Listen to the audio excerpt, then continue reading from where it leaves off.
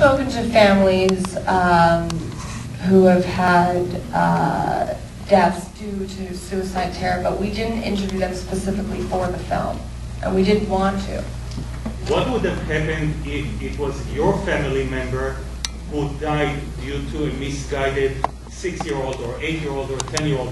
Would you still try to excuse the behavior? Let's make it clear, okay? I'm not excusing behavior. We have something called international law, which states that children are more impressionable than adults, and therefore we afford them special protection under the law. Coming at this from an attorney's point of view, coming at this from a point of view where I'm trying to look for a solution, blaming the children, putting the children in jail is not a solution. Obviously, if a family member of mine was killed, I would be extremely upset, but that still wouldn't change my mind. That still wouldn't make me feel that the child himself is responsible for the brainwashing, the school textbooks, the music videos, the religious clerics, the money that goes into the phenomenon of creating the child suicide bomber. It's beyond the child. And when I spoke to these children and we asked them, why do you want to become a martyr? They didn't mention political reasons. They didn't tell me because Sharon walked on the Temple Mount or because of the settlements. They were talking about aspirations to become famous.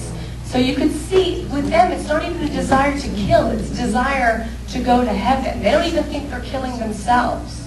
But who's going to rehabilitate them? That's a very good question. That's a very good question. Sir, in the middle there, sir. Yeah. I agree. My question is, what did you tell them was your motivation for the documentary that allowed you access and allowed them to open up to tell you what was going on? Well, I told them the truth. I told them I was a Canadian. I told them I was a law student, and I was interested in exposing human rights violations against Palestinian children. And that's all I really had to hear.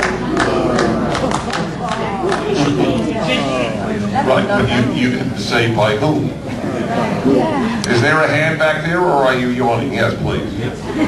Yeah, I have a question. No, 1 second, sir. Back, all the way back there. I don't want to penalize the people in another time. So this is actually a serious question. Was Ann Coulter, pro-Israel, wonderful lady, was she right when she said that the solution is to convert all of them to Christianity? Asking me or Brooke? No, sir. Both. She spoke tongue-in-cheek. I found nothing particularly offensive. I didn't find it offensive that she thinks Jews are completed or perfected by taking Jesus. It's a Jew who cannot hear a Christian say, "We would like you to convert," is a wimp. And we produce wimps more than we produce serious Jews. I am stunned at the hysteria in Jewish life over being offended. Their ignorance of Christianity, living in a Christian world, is so spectacular that I reel in disbelief. Christians want people to take Christ. That's what they do for their life. Well, why is that offensive? Now, she said that the world would be better if, in fact, the Muslim world woke up tomorrow Christian. I can't understand why that is even debatable. No, I don't understand it. It's not offensive. And it's not, I don't, it shows you the lies that permeate our life under the name of political correctness. I don't have, as it were, a groundhog in this battle. I always get that metaphor mixed up. I don't have a porcupine in this sanitarium, but I'm not a Christian. So I don't have a theological game there, but morally speaking, at this point, not in the year 1100, but at this point in time, the Christian world is on a higher moral plane than the Islamic world. That is a fact. It's not even debatable. Nobody nurtures this hatred in the Christian world. On the contrary, they're the Jews' best friend. That's correct. This is Thursday. On Sunday night, this week, Sunday night, I spoke in San Antonio, Texas, to 5,000 Christians. at the Cornerstone Church of Pastor John Hagee, and they raised $8 million to give to Israeli Society for Autistic Children, for Israeli Ethiopian Jews. And the Reform rabbi in San Antonio would not show up because he differs with them on same-sex marriage.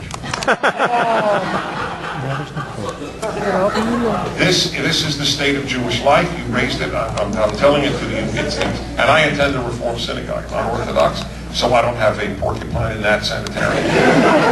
But I do have this. I have an erotic attraction to truth. And this is the truth about the situation of Jews today. But so, did you want to comment, or was you thinking, oh, that's fine? I had a feeling you didn't want to comment on that one. Sir? Yes, I appreciate the film very much. Thank you so much. It's really great.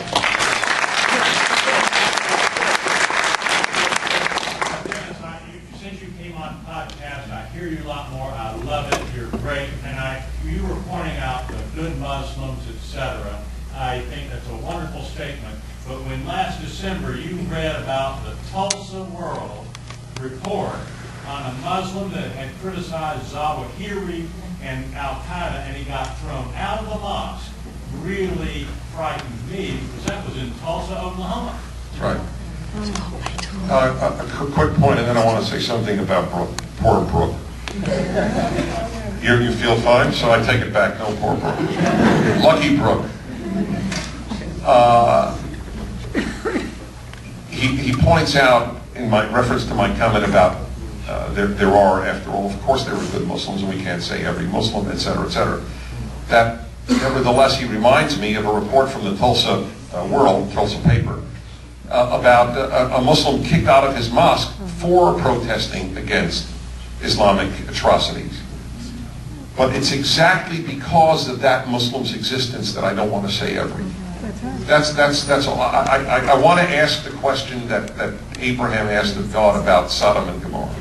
What if there are 10 righteous, and there are 10 righteous? There are 50 righteous Muslims. To the same note, though, I mean, if not every Muslim is a bloodthirsty killer, then not every Muslim parent wants their child to become a suicide bomber. That's right. Nobody says that everyone does. No one here would believe that every single Muslim parent wants their child When to I do it. expressed that view, I was called naive by an audience member. No, you were called naive for another reason. No.